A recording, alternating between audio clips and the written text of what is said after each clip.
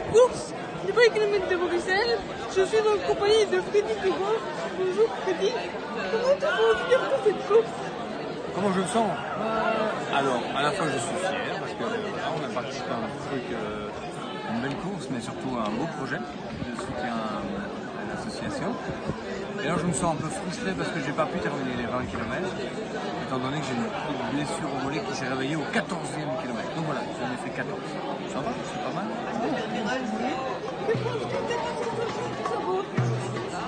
Génial, génial parce que alors moi, quand j'ai rencontré, je connaissais Jean-François depuis longtemps, je savais qu'il était actif dans le social, etc.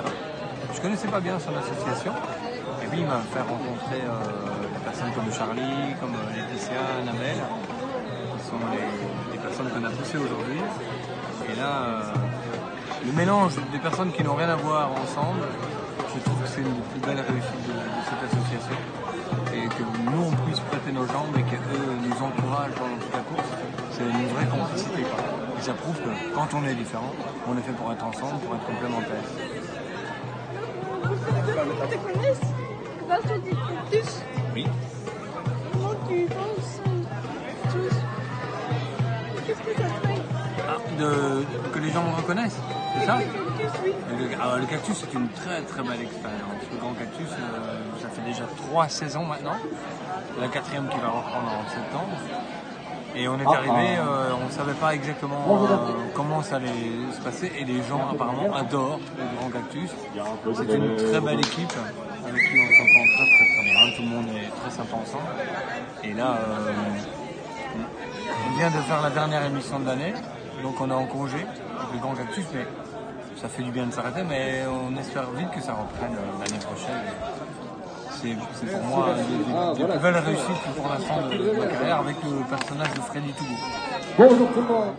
Alors Freddy, comment se passe un enregistrement pour le Cactus?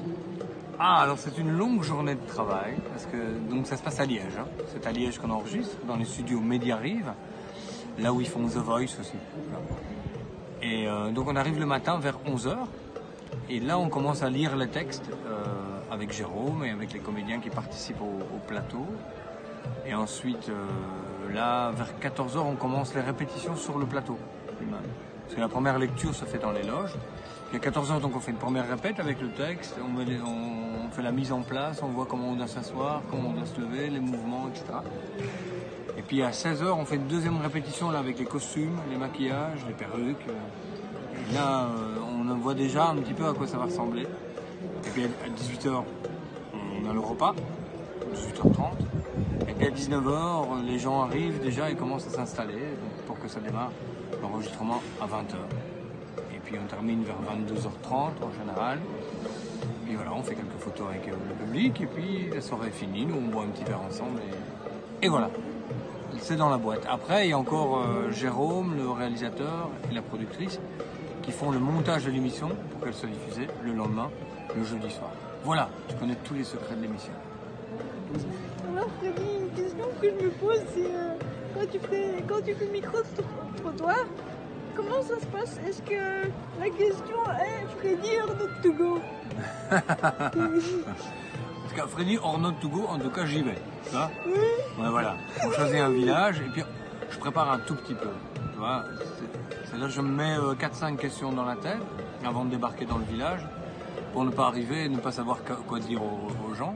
Mais en général, il y a beaucoup d'improvisation qui se passe sur place parce que les gens sont la plupart du temps géniaux, ils sont très agréables, très sympathiques, ils sont très accueillants et ils répondent en général très, très volontiers et avec un petit côté complice aux bêtises que je leur propose. Voilà, donc c'est Freddy Tougou, Freddy Tougou.